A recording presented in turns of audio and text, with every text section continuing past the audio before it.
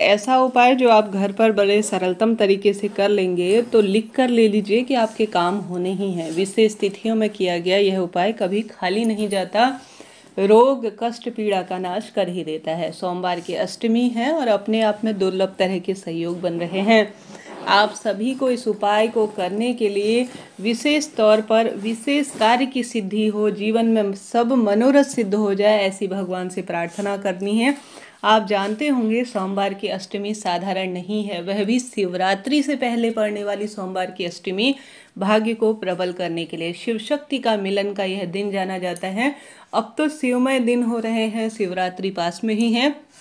यकीन करिए, एक बार विश्वास से इस उपाय को कर लेंगे ना तो शिवरात्रि तक आपके मनोरथ सिद्ध हो ही जाएंगे। कब कैसे करना है, किस स्वरूप में करना है, वीडियो के अंत तक बने रहिए। संपूर्ण विधान आपको बताना चाहूँगी, आपके कार्य सिद्ध होने ही हैं। गुरुजी कहते हैं, अगर आपके घर के आसपास, कई भक्तजनों के घर के गमले में आपने देखा होगा समी का वृक्ष लगा रहता है, किसी भक्त के गमले में बेलपत्र का वृक्ष लगा रहता है।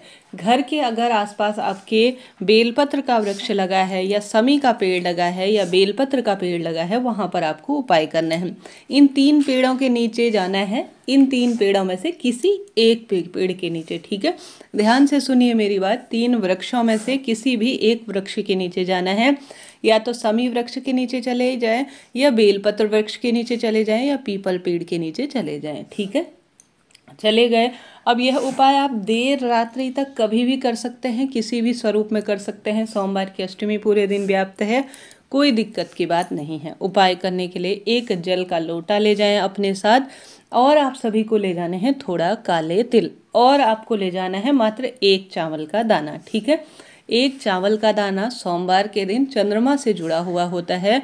और यह उपाय आप सभी को अपने सब कार्य, विवाह से लेकर पुत्र प्राप्ति, रोग कर्ज मुक्ति, नौकरी प्राप्ति, सभी के लिए कर सकते हैं, ठीक है।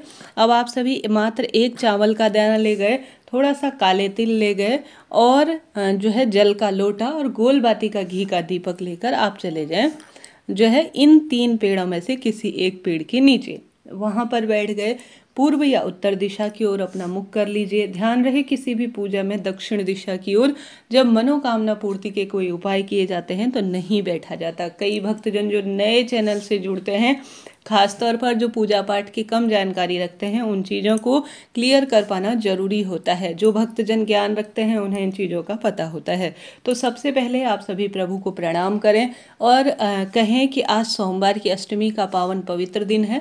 सोमवार को अष्टमी आ जाना तो अपने आप में भाग्य को बदलने वाला होता है। तो इस उपाय से तो सब कुछ प्राप्त किया जा सकता है। तो आप सभी को जो है इन 3 पेड़ों में से किसी एक पेड़ के नीचे बैठ जाना है। अगर इस उपाय को आप कर रहे हैं शमी पेड़ के नीचे तो शंभेश्वर महादेव का नाम लेंगे, ठीक है। शमी वृक्ष के नीचे बैठेंगे तो शंभेश्वर महादेव का नाम लेंगे। पीपल वृक्ष के नीचे बैठकर करेंगे तो पिपलेश्वर महादेव का नाम लेंगे।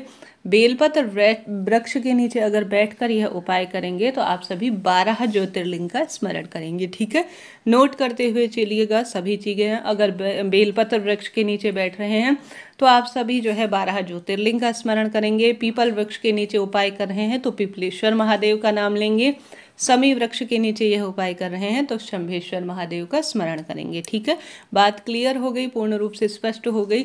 अब आप सभी को क्या करना है, बेलपत्र वृक्ष के नीचे आपको एक कंकर या कंकर स्वरूप में जो है शंकर को मान लेना है, ठीक है। कंकर शंकर स्वरूप में आपको मान लेना है।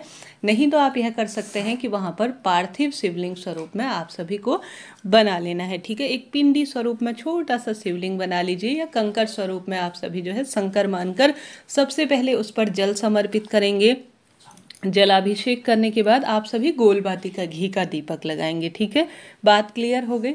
सबसे पहले जलाभिषेक करेंगे, फिर पूजा पाठ की साक्षी हमारा दीपक होता है तो दीपक प्रज्वलित करेंगे। उसके बाद जो है आप सभी को क्या करना है कि अपनी मनोकामना कहते हुए, जैसे मैंने बताया बेलपत्र वृक्ष के नीचे कर रहे हैं तो आप सभी जो है 12 ज्योतिर्लिंग का स्मरण करेंगे, अपनी मनोकामना बोलेंगे और 1 चावल का दाना आप सभी समर्पित कर देंगे। समर्पित कर दिया, फिर आप थोड़ा सा जो काले तिल ले गए हैं वह भी मेरे जीवन में जो मनोरथ सिद्ध हो उनकी प्रार्थना करें, संकट पीड़ा का नाश हो यह प्रार्थना करते हुए काले तिल समर्पित करेंगे।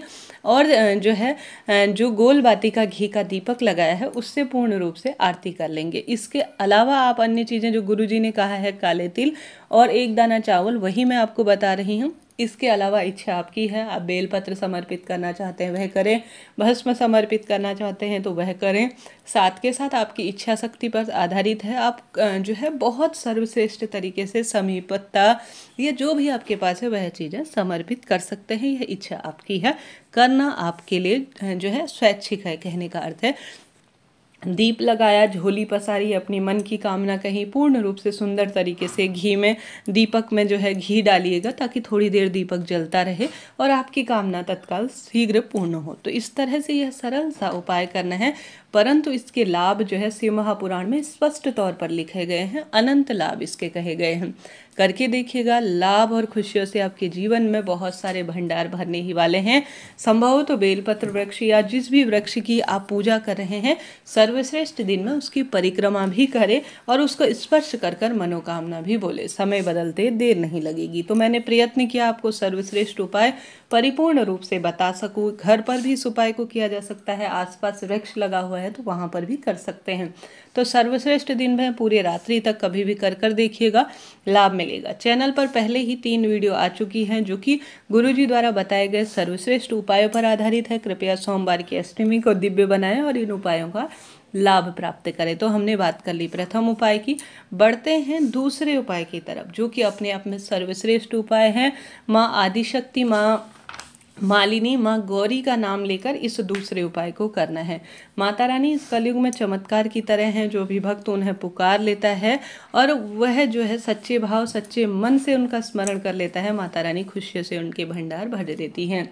गुरुजी कहते हैं माँ मालिनी का स्मरण कर कर, माँ आदिशक्ति का स्मरण कर कर, माँ गौरा का स्मरण कर कर, जब नारी के जीवन में बहुत अधिक दुख मिल रहा हो ना, तब नारी को यह उपाय करना चाहिए। हालांकि पुरुष जन भी इस उपाय को कर सकते हैं, कोई दिक्कत की बात नहीं है। आप सभी को उपाय करने के लिए क्या करना है, एक चावल का दाना लेना है। चावल का दाना परिपूर्ण स्वरूप में होना चाहिए, ध्यान रहे इस बात का। आप सभी को थोड़ा सा जो है या तो लाल फूल पूरा ले लेना है या लाल फूल की पंखुड़ी ले लेनी है। और साथ ही उपाय करने के लिए बेलपत्र चाहिए। बेलपत्र आप शिव पर चढ़ी हुई भी ले सकते हैं, परिपूर्ण अवस्था में हो इस बात का ध्यान रखिए। तीनों चीज़ें, एक चावल का दाना, एक लाल फूल, एक बेलपत्र अपने हाथ की हथेली में ले लीजिए। माँ मालिनी, माँ आदिशक्ति, माँ गौरी का स्मरण करें और जो है शिव मंदिर चले जाएं। शिव मंदिर नहीं जा सकते, घर पर शिव पिंडी विराजमान है तो वहाँ पर भी उपाय कर सकते हैं। आप सभी को यह सभी चीज़ें अपने हाथ की हथेली में लेनी है और परिपूर्ण रूप में माता अशोक सुंदरी के स्थान पर, जो कि माता रानी और महादेव की सबसे छोटी पुत्री हैं, शिवलिंग में जो बीच वाली मोटी सी लाइन होती है उस स्थान पर अपनी मनोकामना कहते हुए आपको समर्पित कर देना है। माता रानी की सुंदर शक्तियां आपके विवाह के योग बनाएंगी, पुत्र संतान का वरदान देंगी, रोग संकट पीड़ा का भी नाश करने में सहायक होंगी। करके देखिएगा, लाभ मिलेगा। जीवन में दुर्भाग्य जो चल रहा है उसका निदान होगा, कष्ट संकट पीड़ा का नाश होगा। तो यह हो गया प्रथम उपाय। 2 उपाय मैंने इस वीडियो में आपको सरलतम तरीके से बताए। इससे पहले चैनल पर वीडियोस आ चुकी हैं, कृपया उन्हें देखकर अपना जीवन सार्थक करें। श्री शिवाय नमस्तुभ्यम। हर हर महादेव।